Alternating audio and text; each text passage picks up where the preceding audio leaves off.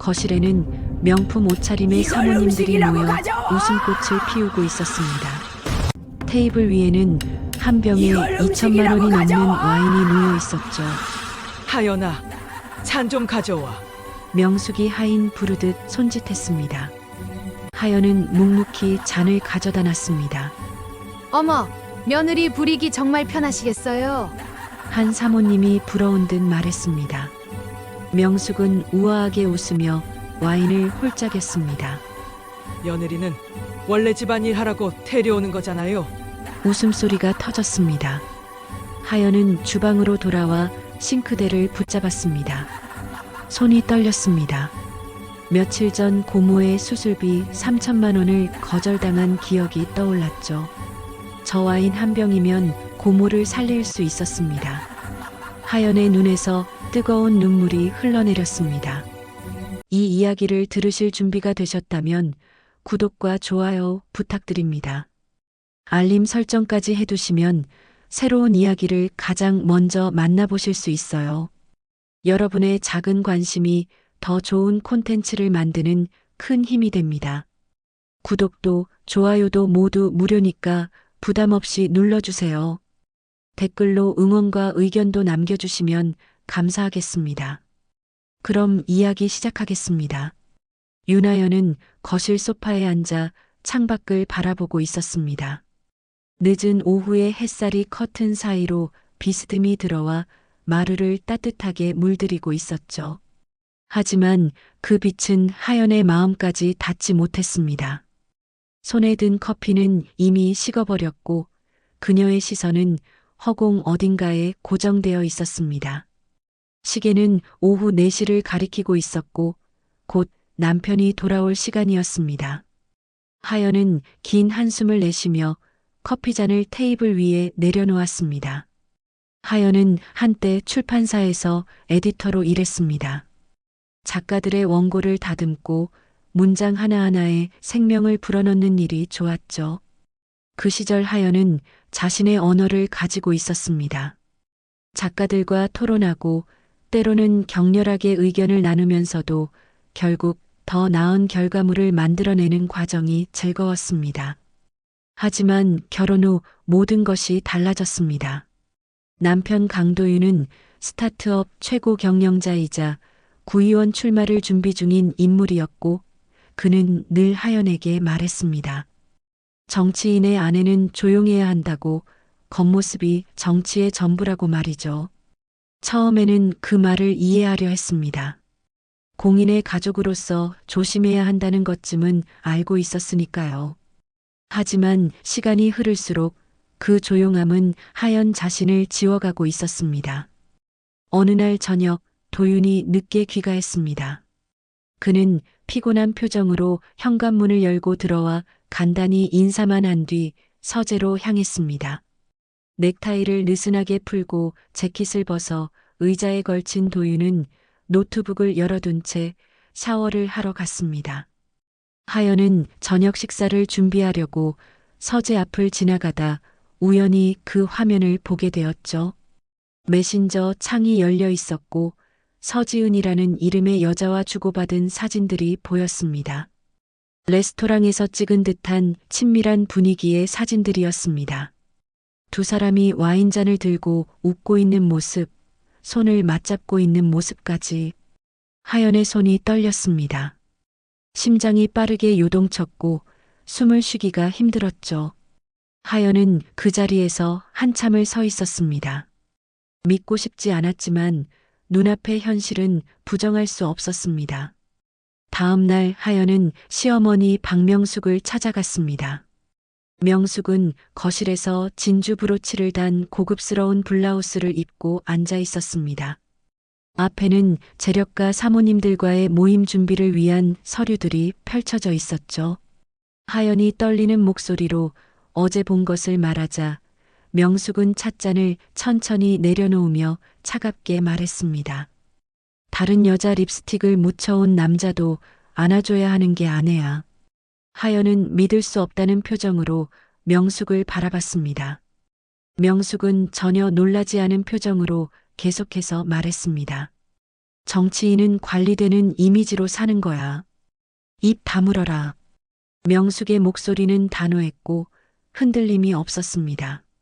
마치 이런 일이 처음도 아니고 대수롭지도 않다는 듯한 태도였죠. 하연은 그 순간 깨달았습니다.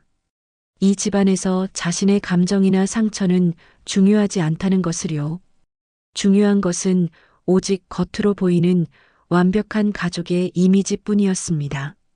그날 밤 하연은 도윤과 마주 앉았습니다. 도윤은 무표정한 얼굴로 선거 관련 서류를 보고 있었고 하연이 말을 꺼내려 하자 그는 먼저 입을 열었습니다. 마치 하연이 무슨 말을 할지 이미 알고 있다는 듯이 말이죠. 우리 부부는 서로 이용하면 되는 거잖아. 그 한마디가 하연의 가슴을 관통했습니다. 이용. 그 단어는 차갑고 날카로웠습니다. 사랑도 신뢰도 존중도 없는 그저 거래관계. 하연은 아무 말도 하지 못한 채 자리에서 일어났습니다. 목구멍까지 올라온 말들이 있었지만 입 밖으로 나오지 않았습니다. 아니, 나올 수 없었습니다. 침실로 돌아온 하연은 거울 앞에 섰습니다. 긴 흑발을 한 자신의 모습이 낯설게 느껴졌죠. 언제부턴가 자신은 윤하연이 아니라 강도윤의 아내, 박명숙의 며느리로만 존재하고 있었습니다.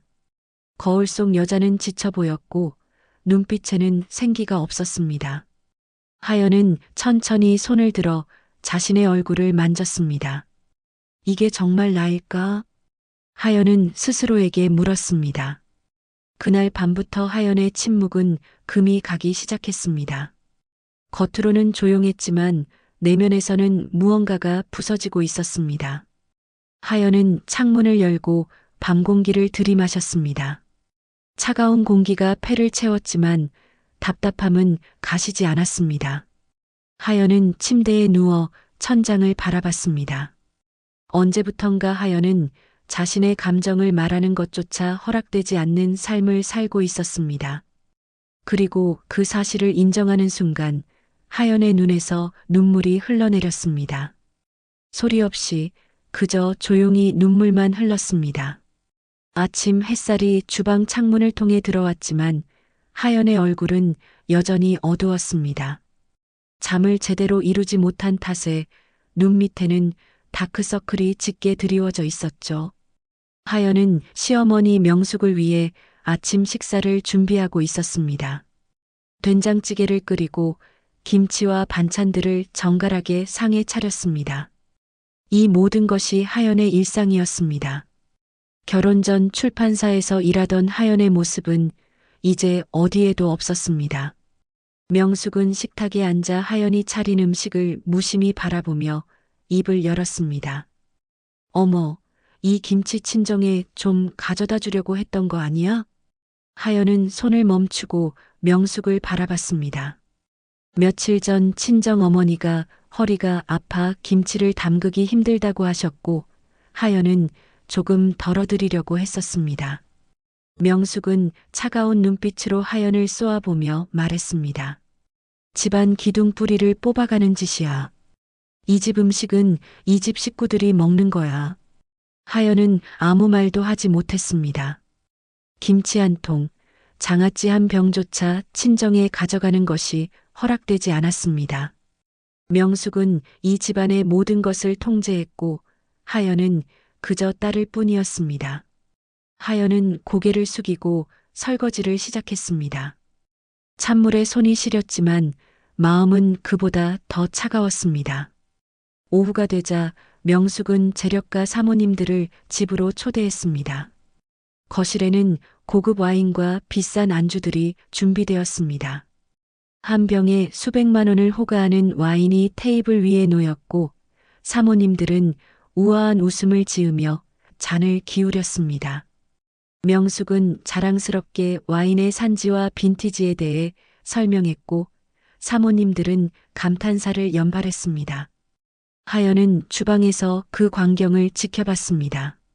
친정에 김치 한 통 보내는 것은 기둥뿌리를 뽑아가는 짓이라며 막았지만 수백만 원짜리 와인은 아무렇지 않게 마시는 명숙의 모습이 하연에게는 너무나 모순적으로 보였습니다. 며칠 후 하연은 명숙의 부탁으로 선거 관련 서류를 정리하고 있었습니다. 서재에는 각종 후원금 내역과 기부금 영수증들이 쌓여 있었죠.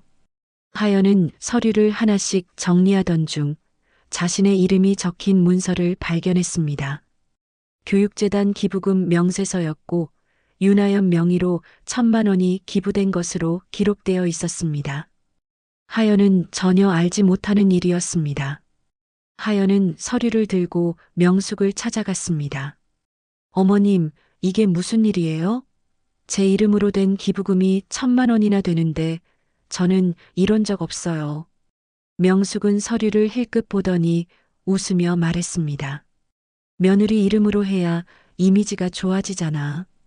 젊은 여성이 교육에 관심이 많다. 이런 식으로 포장하는 거야. 하연은 믿을 수 없다는 표정으로 명숙을 바라봤습니다. 자신의 동의도 없이 알지도 못하는 사이에 자신의 이름이 이용당하고 있었던 것입니다. 명숙은 태연하게 차를 마시며 덧붙였습니다. 정치는 원래 이런 거야. 내가 뭘 알아? 그냥 조용히 있어. 하연은 그 순간 깨달았습니다. 자신은 이 가문에서 하나의 도구일 뿐이라는 것을요. 체면을 위한 장식품, 이미지를 위한 소품에 불과했습니다. 하연의 의견은 중요하지 않았고 하연의 이름은 그저 필요할 때 갖다 쓰는 것이었습니다.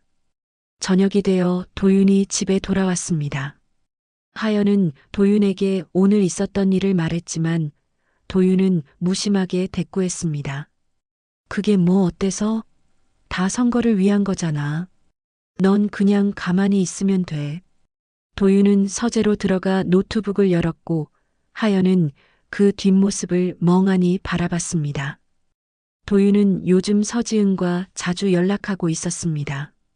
하연은 알고 있었지만 아무 말도 하지 않았습니다. 아니, 할 수 없었습니다. 도윤은 서지은과의 관계를 프로젝트라고 불렀습니다. 사업적 파트너라고 말했지만 하연은 그 이상이라는 것을 알고 있었습니다. 밤이 깊어졌습니다. 하연은 침실 창가에 서서 밖을 내다봤습니다. 거리에 가로등이 외롭게 빛나고 있었고 하연은 그 불빛을 바라보며 생각했습니다. 나의 일상은 언제부터 이렇게 조용한 감옥이 되었을까? 하연은 손으로 창문을 짚었습니다. 차가운 유리의 감촉이 손끝에 전해졌고 하연은 깊은 한숨을 내쉬었습니다. 이 집안에서 하연은 윤하연이 아니었습니다. 그저 강도윤의 아내, 박명숙의 며느리, 선거를 위한 도구일 뿐이었습니다. 하연은 눈을 감았습니다. 그리고 조용히 중얼거렸습니다. 언제까지 이렇게 살아야 할까? 아침 일찍 하연의 휴대폰이 울렸습니다. 화면에는 고모의 이름이 떠 있었죠. 하연은 서둘러 전화를 받았습니다.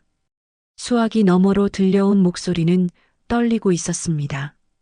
병원에서 연락이 왔다고, 검사 결과가 나왔다고 말했습니다. 하연은 가슴이 철렁 내려앉는 것을 느꼈습니다. 고모는 하연에게 어머니 다음으로 가까운 사람이었습니다. 어려서부터 하연을 아껴주셨고 결혼할 때도 많은 도움을 주셨던 분이었죠. 하연은 서둘러 옷을 갈아입고 병원으로 향했습니다. 병원 복도는 소독약 냄새로 가득했습니다. 하연은 진료실 문 앞에서 잠시 망설이다 문을 열었습니다. 고모는 의자에 앉아 창밖을 바라보고 있었고 의사는 차트를 들고 심각한 표정을 짓고 있었습니다. 의사는 하연을 보더니 천천히 입을 열었습니다. 위암 말기라고 수술을 해야 한다고 말했습니다. 하연은 그 자리에서 무너질 것만 같았습니다. 고모는 담담한 표정으로 하연의 손을 잡았습니다. 그 손은 예전보다 훨씬 말랐고 차가웠습니다. 괜찮아, 하연아. 나 괜찮을 거야. 하지만 고모의 목소리는 떨리고 있었습니다. 의사는 수술비와 치료비에 대해 설명했습니다. 총 3천만 원 정도가 필요하다고 했습니다. 하연은 고개를 끄덕이며 알겠다고 대답했지만 사실 그 돈을 어떻게 마련해야 할지 막막했습니다. 결혼 후 하연은 경제적 자유가 없었습니다. 모든 돈은 도윤과 명숙이 관리했고 하연은 생활비조차 제대로 받지 못했습니다. 집으로 돌아온 하연은 도윤을 기다렸습니다. 도윤이 귀가하자 하연은 조심스럽게 고모의 상황을 설명했습니다. 수술이 필요하다고 3천만 원이 필요하다고 말했습니다.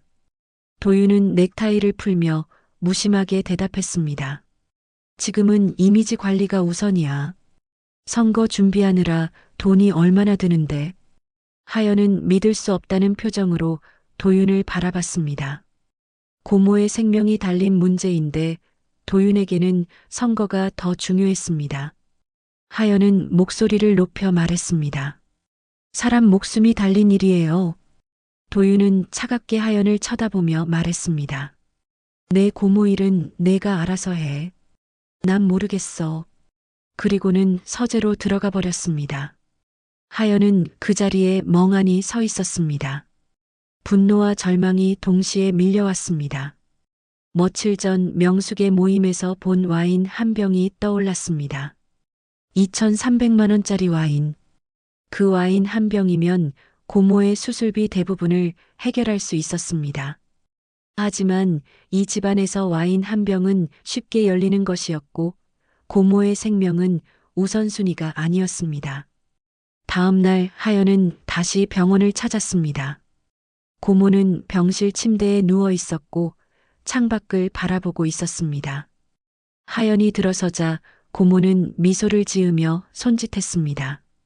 하연은 고모 옆에 앉아 손을 잡았습니다. 고모는 천천히 입을 열었습니다. 하연아, 착한 게 죄가 될 때가 있다. 너무 참지 마라. 하연은 고모의 손을 꽉 쥐었습니다. 고모는 하연의 삶을 알고 있었습니다. 결혼 후 얼마나 힘들게 살고 있는지, 얼마나 참으며 살고 있는지 알고 있었죠. 고모는 계속해서 말했습니다. 내가 행복하지 않으면 그건 내 인생이 아니야. 하연의 눈에서 눈물이 흘러내렸습니다. 고모는 하연의 눈물을 닦아주며 부드럽게 미소 지었습니다.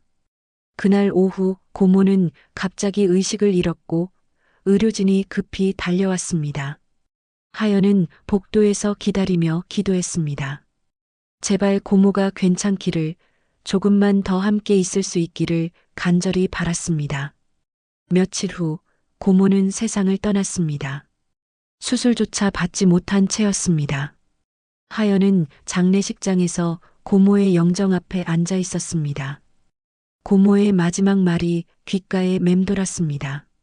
착한 게 죄가 될 때가 있다. 너무 참지 마라. 하연은 눈물을 닦으며 고모에게 속삭였습니다. 고모, 이제 저 더 이상 참지 않을게요. 하연의 마음속에서 무언가가 단단하게 굳어지고 있었습니다. 슬픔은 분노로, 분노는 결심으로 변해가고 있었습니다. 장례식이 끝난 후 하연은 고모의 집으로 향했습니다. 작은 원룸이었지만 고모는 늘 이곳을 깨끗하게 유지했습니다. 하연은 고모의 유품을 정리하며 서랍을 하나씩 열어봤습니다. 오래된 사진들, 손때 묻은 책들, 그리고 일기장 한 권이 눈에 들어왔습니다. 하연은 일기장을 조심스럽게 펼쳤습니다. 고모의 단정한 글씨체가 페이지마다 빼곡히 적혀 있었죠. 일기를 읽어 내려가던 하연은 어느 페이지에서 손을 멈췄습니다. 고모가 몇 년 전에 쓴 글이었습니다. 하연의 결혼에 대한 걱정이 담긴 내용이었죠. 고모는 하연이 행복하기를 바랐지만 동시에 강가의 집안이 하연을 힘들게 할까봐 걱정했다고 적혀 있었습니다. 하연은 페이지를 넘기다 한 문장 앞에서 멈췄습니다. 참는 사람은 늘 죄인이 된다. 세상은 목소리 큰 위선을 기억한다. 하연은 그 문장을 몇 번이고 되읽었습니다. 고모의 말이 맞았습니다. 하연은 지금까지 참아왔습니다. 남편의 외도를, 시어머니의 무시를, 자신의 이름이 이용당하는 것을 모두 참아왔죠. 하지만 그 참음이 하연을 지켜주지는 못했습니다. 오히려 하연을 더 깊은 수렁으로 밀어 넣었을 뿐이었습니다. 하연은 일기장을 가슴에 안고 눈물을 흘렸습니다. 고모, 이제 알겠어요. 더 이상 참지 않을게요. 집으로 돌아온 하연은 다른 사람처럼 보였습니다. 눈빛이 달라져 있었습니다. 예전에 흔들리는 시선이 아니라 무언가를 결심한 단단한 눈빛이었죠. 하연은 거울 앞에 서서 자신을 바라봤습니다. 긴 흑발이 어깨를 넘어 흘러내렸습니다. 하연은 가위를 들었습니다. 그리고 머뭇거림 없이 머리카락을 자르기 시작했습니다. 긴 머리카락이 바닥에 떨어졌고 하연의 얼굴선이 드러났습니다. 단정한 단발머리가 된 하연은 새로운 사람처럼 보였습니다. 며칠 뒤 하연은 명숙의 서재를 청소하고 있었습니다. 늘 하던 일이었지만 오늘따라 책장 정리를 하던 중 뭔가 떨어지는 소리가 들렸습니다. 하연은 고개를 숙여 바닥을 살폈습니다. 책 사이에서 떨어진 장부 한 권이었습니다. 하연은 그것을 집어들었습니다. 표지에는 교육재단 회계정리본이라고 적혀 있었습니다. 하연은 장부를 펼쳤습니다. 페이지마다 숫자와 이름들이 빼곡히 적혀 있었습니다. 도윤과 서지은의 이름이 여러 번 등장했고 리베이트 내역이 상세히 기록되어 있었습니다. 후원 기업 명단, 금액, 날짜까지 모두 정리되어 있었죠. 하연의 손이 떨렸습니다. 이것은 단순한 기록이 아니었습니다. 이것은 권력의 설계도였고 불법의 증거였습니다. 하연은 서재 문을 잠그고 장부를 꼼꼼히 읽어 내려갔습니다. 기업들로부터 받은 돈이 어떻게 흘러갔는지, 누가 관여했는지 모두 적혀 있었습니다. 도윤의 스타트업이 받은 투자금 중 일부는 사실 정치자금이었고 서지은은 그 자금을 관리하는 역할을 하고 있었습니다. 하연의 이름으로 된 기부금도 이 장부에 기록되어 있었습니다. 하연은 아무것도 모른 채 이용당하고 있었던 것입니다. 하연은 장부를 가방에 넣고 집을 나섰습니다. 목적지는 분명했습니다. 대학 동기이자 변호사인 이태성의 사무실이었습니다. 태성은 하연이 결혼 전부터 알고 지내던 친구였습니다. 믿을 수 있는 사람이었죠. 사무실에 도착한 하연은 태성에게 장부를 보여줬습니다. 태성은 안경을 고쳤으며 장부를 꼼꼼히 살펴봤습니다. 그의 표정이 점점 굳어졌습니다. 이건 불법 정치자금의 증거야. 태성은 심각한 목소리로 말했습니다. 하연은 고개를 끄덕였습니다. 태성은 계속해서 장부를 넘기며 말했습니다. 이 정도면 구속사안이야. 하지만 내 이름도 들어가 있어. 위험할 수 있어. 하연은 잠시 생각했습니다. 위험하다는 것을 알고 있었습니다. 하지만 더 이상 참을 수 없었습니다. 하연은 결의에 찬 눈빛으로 태성을 바라보며 말했습니다. 괜찮아요. 이번엔 참지 않을 거예요. 태성은 하연의 눈을 바라봤습니다. 그 눈빛에는 흔들림이 없었습니다. 태성은 고개를 끄덕이며 말했습니다. 알았어. 내가 도와줄게. 그날 밤 하연은 도윤과 마주 앉았습니다. 도윤은 여느 때처럼 서류를 보고 있었고 하연을 무시했습니다. 하연은 조용히 입을 열었습니다. 이혼하고 싶어요. 도윤은 서류에서 눈을 떼지 않은 채 대답했습니다. 그래도 넌 내 아내잖아. 그게 널 지켜주는 거야. 하연은 그제야 깨달았습니다. 자신을 지켜줄 사람은 오직 자신뿐이라는 것을요. 하연은 자리에서 일어나 침실로 향했습니다. 그리고 고모의 일기장을 꺼내 다시 한번 그 문장을 읽었습니다. 참는 사람은 늘 죄인이 된다. 하연은 일기장을 덮으며 속삭였습니다. 고모, 이제 내 인생의 문장은 내가 쓸 거예요.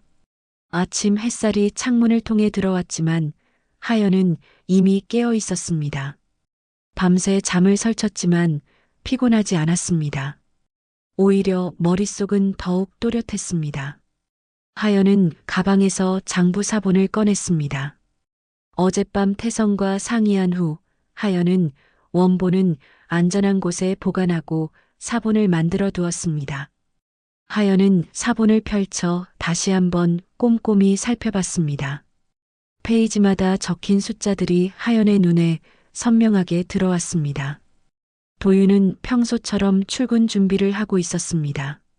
정장을 입고 젤로 머리를 넘긴 모습은 여전히 냉소적으로 보였습니다.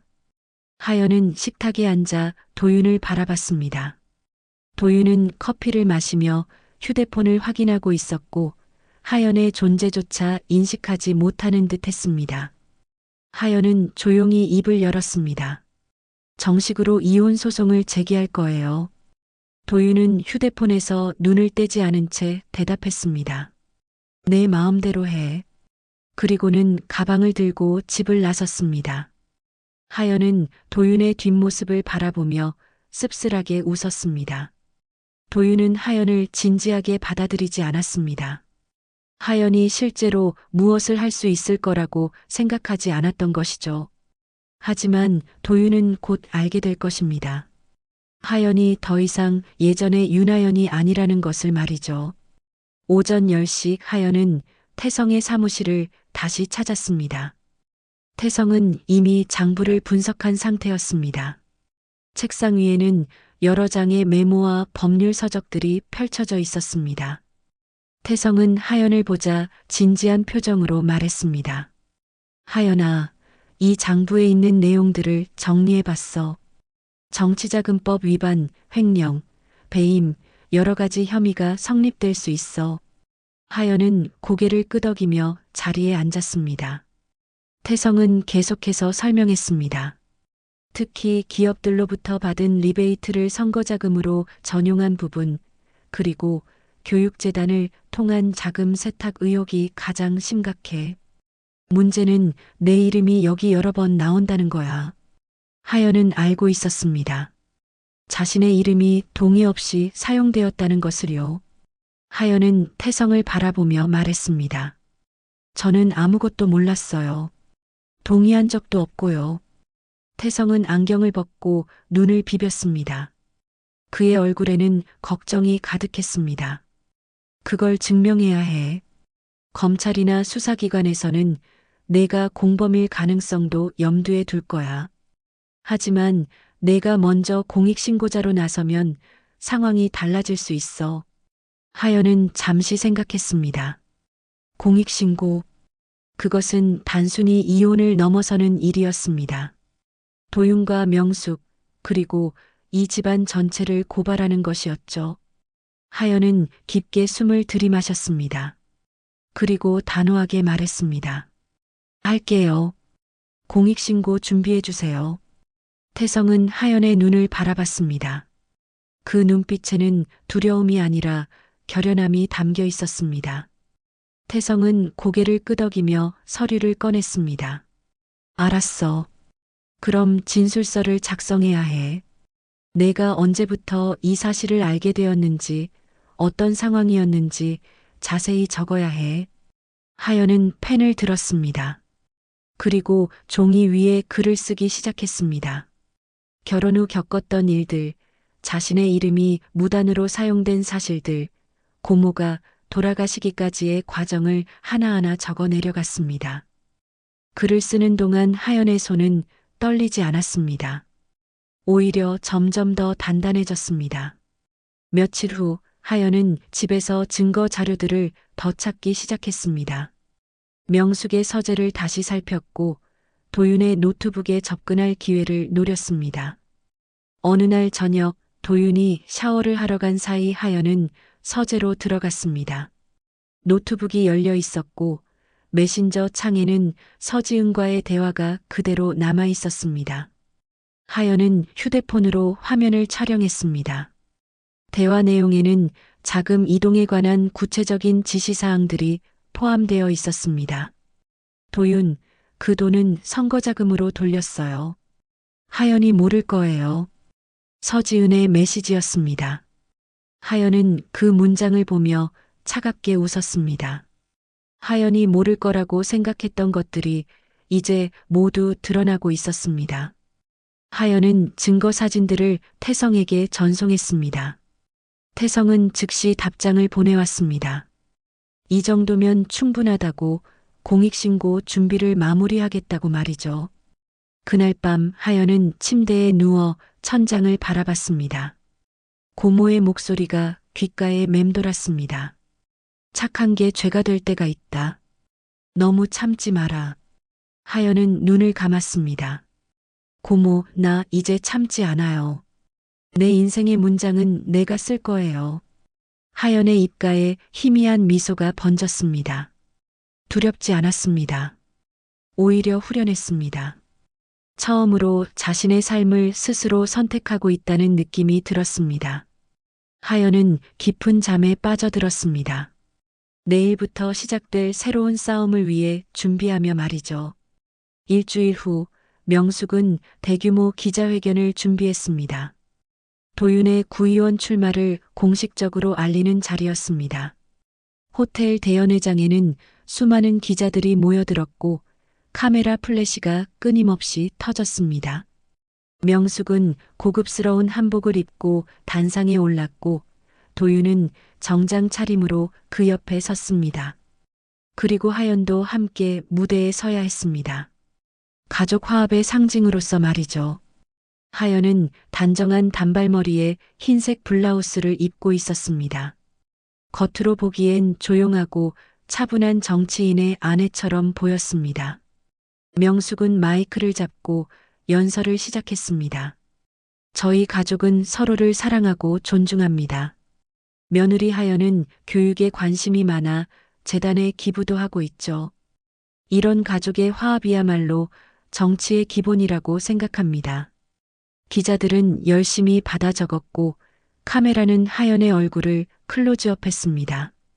명숙은 계속해서 가족의 미덕을 강조했습니다. 하지만 하연은 더 이상 듣고 있을 수 없었습니다.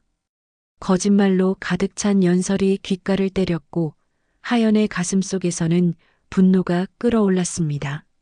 명숙이 연설을 마치고 질의응답 시간이 시작되었습니다. 한 기자가 손을 들고 질문했습니다. 며느리분께서도 한 말씀 해주시면 좋겠습니다. 명숙은 미소를 지으며 하연에게 마이크를 건넸습니다. 하연은 마이크를 받아들었습니다. 순간 연회장이 조용해졌습니다. 모든 사람들의 시선이 하연에게 집중되었죠. 하연은 깊게 숨을 들이마셨습니다. 그리고 단호한 목소리로 말하기 시작했습니다. 저는 이 사람들의 도덕을 믿지 않습니다. 순간 연회장이 술렁였습니다. 명숙의 얼굴이 굳어졌고 도윤은 놀란 표정으로 하연을 쳐다봤습니다. 하연은 멈추지 않고 계속 말했습니다. 제 이름은 제 동의 없이 불법 자금 세탁에 사용되었습니다. 교육재단 기부금이라는 명목으로요. 카메라 플래시가 미친 듯이 터지기 시작했습니다. 기자들은 서로 앞다투어 질문을 쏟아냈습니다. 도윤은 하연의 팔을 붙잡으며 낮은 목소리로 외쳤습니다. 미쳤어?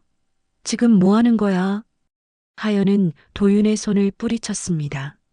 그 순간이 마치 슬로우 모션처럼 느껴졌습니다. 하연은 처음으로 도윤에게 저항했고 그 모습이 모든 카메라에 담겼습니다. 하연은 다시 마이크를 향해 말했습니다. 저는 오늘 정식으로 이혼 소송을 제기했습니다. 그리고 불법 정치자금에 대한 증거를 공익신고로 제출했습니다. 연회장은 완전히 혼란에 빠졌습니다. 기자들은 카메라를 들고 하연에게 달려들었고 명숙은 창백한 얼굴로 하연을 노려봤습니다. 도윤은 당황한 표정으로 마이크를 빼앗으려 했지만 하연은 한 발 뒤로 물러섰습니다. 경호원들이 하연을 제지하려 했지만 이미 모든 것은 생중계되고 있었습니다. 하연은 무대에서 내려왔습니다. 기자들이 질문을 쏟아냈지만 하연은 대답하지 않았습니다. 하연은 연회장을 빠져나와 밖으로 나갔습니다. 차가운 공기가 얼굴을 스쳤고 하연은 깊게 숨을 들이마셨습니다. 떨리는 손을 주먹으로 쥐며 하연은 스스로에게 말했습니다. 이제 돌아갈 수 없어. 하지만 괜찮아. 나는 옳은 일을 했어. 그날 저녁 뉴스는 하연의 폭로로 도배되었습니다. 방송사마다 기자회견 영상을 반복해서 틀었고 정치평론가들은 분석에 열을 올렸습니다. 하연은 태성의 사무실에서 뉴스를 지켜봤습니다. 태성은 걱정스러운 표정으로 하연을 바라봤습니다. 하연아, 괜찮아? 하연은 고개를 끄덕였습니다. 떨리는 것은 사실이었지만 후회하지 않았습니다. 태성은 차를 건네며 말했습니다. 이제 본격적으로 시작이야. 그쪽에서 가만히 있지 않을 거야.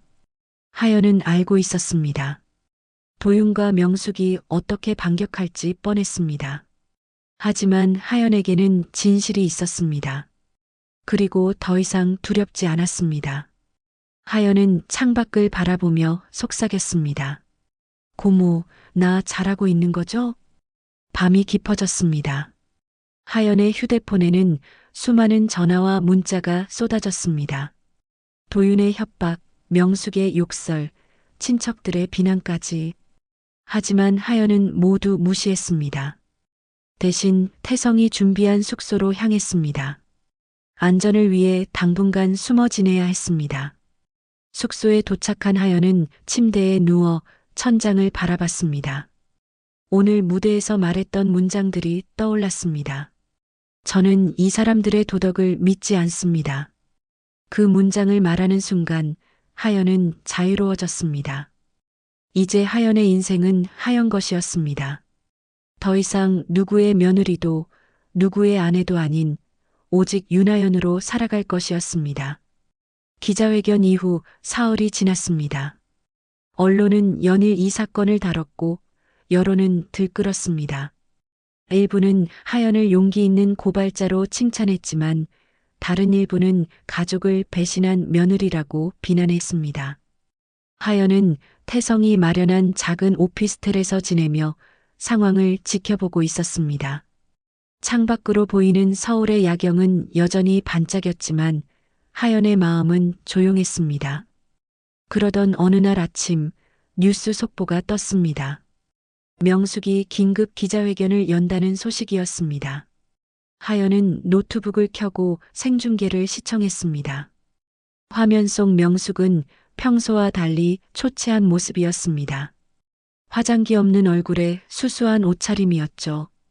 명숙은 떨리는 목소리로 입을 열었습니다. 저는 최근 치매 진단을 받았습니다. 순간 하연은 화면에 더 가까이 다가갔습니다. 명숙은 손에 진단서를 들고 있었고 카메라가 그것을 클로즈업했습니다. 명숙은 눈물을 닦으며 계속 말했습니다. 그 장부는 제 망상이었습니다. 병 때문에 현실과 상상을 구분하지 못했어요. 며느리가 오해한 것뿐입니다. 하연은 믿을 수 없다는 표정으로 화면을 응시했습니다. 치매 진단서라니.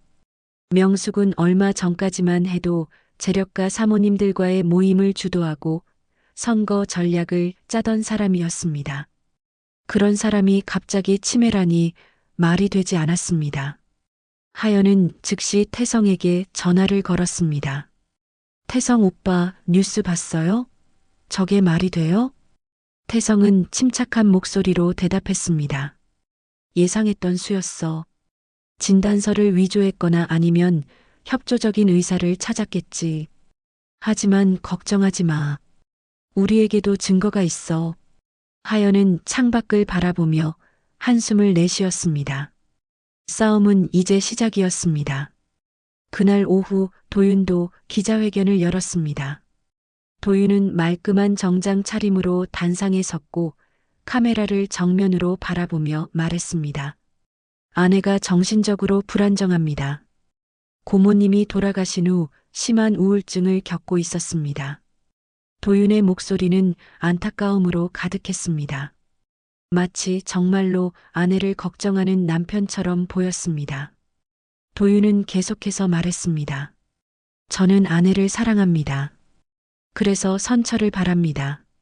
아내가 치료를 받을 수 있도록 도와주시길 부탁드립니다. 하연은 화면 속 도윤을 보며 차갑게 웃었습니다. 선처. 그 단어가 너무나 가증스러웠습니다.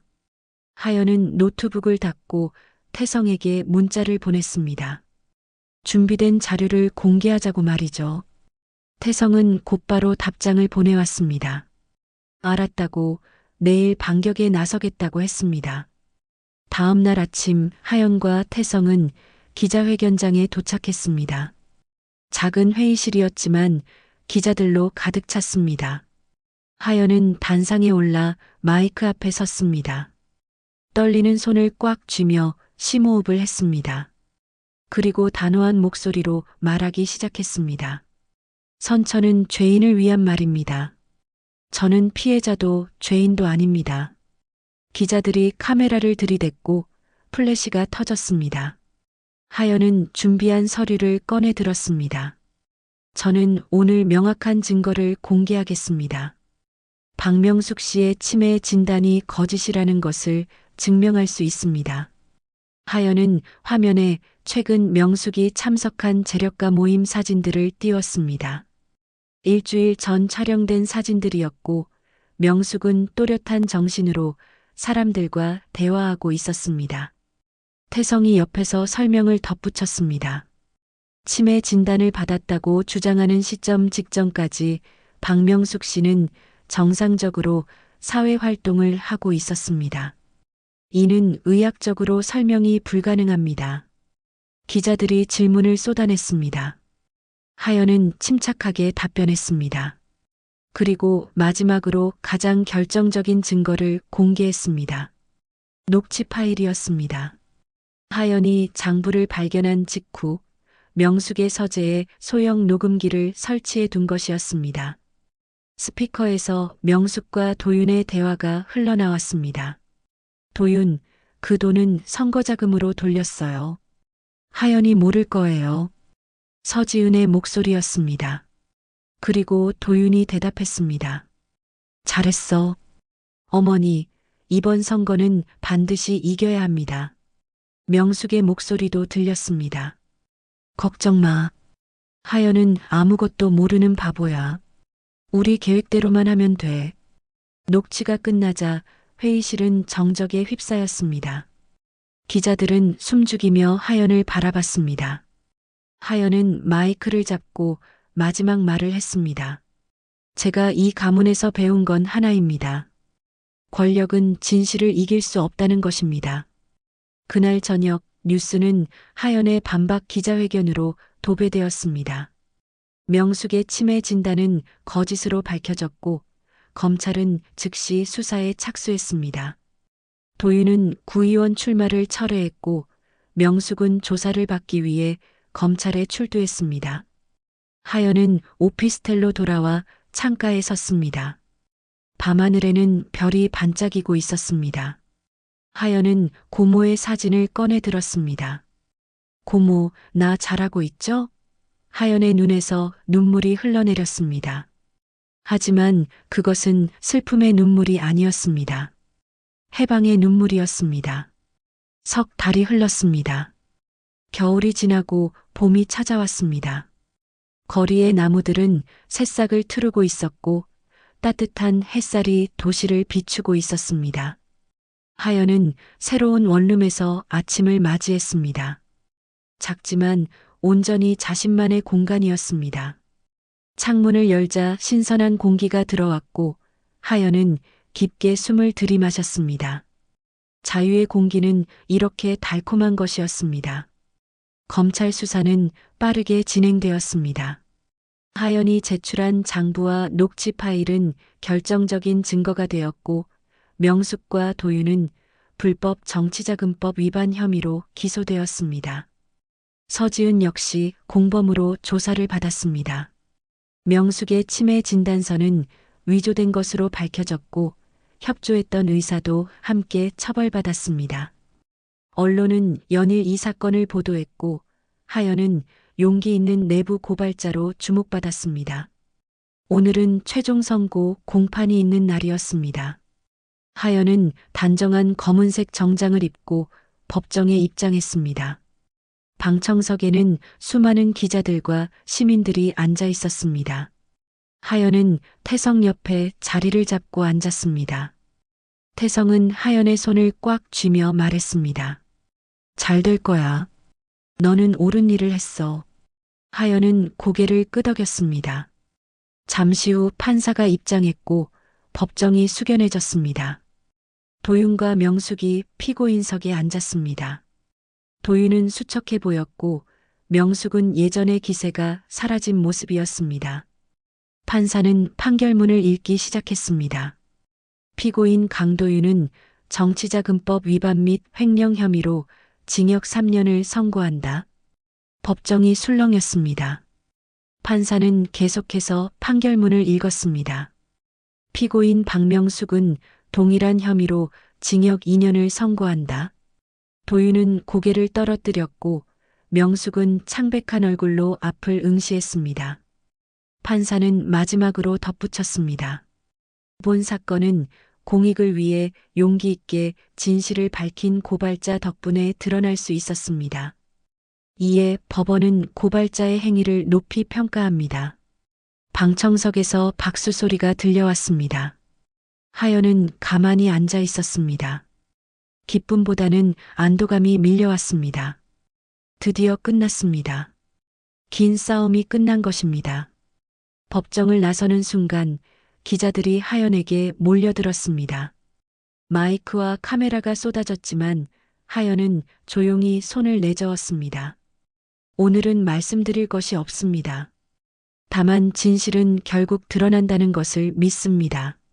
하연은 태성과 함께 법원을 빠져나왔습니다. 밖은 화창한 봄날이었습니다. 하연은 하늘을 올려다봤습니다. 구름 한 점 없는 파란 하늘이 펼쳐져 있었습니다. 그날 오후 하연은 고모의 묘지를 찾았습니다. 손에는 고모가 좋아하던 하얀 국화꽃을 들고 있었습니다. 묘비 앞에 무릎을 꿇고 앉은 하연은 조용히 꽃을 놓았습니다. 그리고 고모에게 속삭였습니다. 고모, 나 참지 않았어요. 고모가 말씀하신 대로 했어요. 바람이 불어와 하연의 단발머리를 스쳤습니다. 마치 고모가 대답하는 것 같았습니다. 하연은 고모의 일기장을 가방에서 꺼냈습니다. 그리고 그 문장을 다시 한번 읽었습니다. 참는 사람은 늘 죄인이 된다. 세상은 목소리 큰 위선을 기억한다. 하연은 일기장을 가슴에 안았습니다. 고모, 이제 저는 제 목소리로 살아갈게요. 며칠 후 하연은 예전 직장이었던 출판사를 찾았습니다. 편집장은 하연을 보자 반갑게 맞이했습니다. 하연 씨, 정말 대단한 일을 해냈어요. 복직할 생각 있나요? 하연은 잠시 생각했습니다. 그리고 고개를 끄덕였습니다. 네, 다시 시작하고 싶어요. 편집장은 미소를 지으며 악수를 청했습니다. 하연은 그 손을 맞잡았습니다. 따뜻한 온기가 전해졌습니다. 하연은 다시 윤하연으로 돌아온 것입니다. 누군가의 아내도 누군가의 며느리도 아닌 오직 윤하연으로 말이죠. 일주일 후 하연은 출판사에 첫 출근을 했습니다. 책상 위에는 새로운 원고가 쌓여 있었고 동료들은 하연을 따뜻하게 환영했습니다. 하연은 원고를 펼치고 펜을 들었습니다. 문장을 하나하나 읽어내려가며 수정했습니다. 이 일이 너무나 그리웠습니다. 언어를 다루고 이야기를 만드는 일이 말이죠. 퇴근 후 하연은 집으로 돌아왔습니다. 작은 원룸이었지만 모든 것이 하연의 것이었습니다. 하연은 창문을 열고 밖을 내다봤습니다. 석양이 지고 있었고 도시는 오렌지빛으로 물들고 있었습니다. 하연은 고모의 사진을 꺼내 책상 위에 놓았습니다. 그리고 노트를 펼쳐 글을 쓰기 시작했습니다. 나는 더 이상 침묵하지 않는다. 내 인생의 문장은 내가 쓴다. 첫 문장이 종이 위에 적혔습니다. 하연은 미소를 지었습니다. 이것은 새로운 시작이었습니다. 침묵의 끝에서 시작되는 자유로운 삶이었습니다. 창문 너머로 햇살이 들어왔습니다. 따뜻하고 부드러운 빛이 하연의 얼굴을 비쳤습니다. 하연은 눈을 감고 그 햇살을 느꼈습니다. 긴 어둠이 끝나고 드디어 빛이 찾아온 것입니다. 하연은 다시 펜을 들고 글을 이어갔습니다. 자신의 이야기를, 침묵을 깨고 진실을 말한 이야기를 적어 내려갔습니다. 이 이야기가 누군가에게 용기가 되기를 바라며 말이죠. 하연은 비로소 자신을 되찾았습니다. 그리고 그것이 가장 큰 승리였습니다. 끝까지 시청해 주셔서 정말 감사합니다. 하연의 이야기가 여러분의 마음에 닿았기를 바랍니다. 때로는 침묵보다 용기 있는 목소리가 필요한 순간이 있습니다. 구독과 좋아요로 응원해 주시고 알림 설정까지 해두시면 다음 이야기도 함께 만나실 수 있어요. 댓글로 여러분의 생각도 들려주세요. 나는 더 이상 침묵하지 않는다. 내 인생의 문장은 내가 쓴다. 다음 이야기도 기대해 주세요. 감사합니다. 인생의 나침반이었습니다.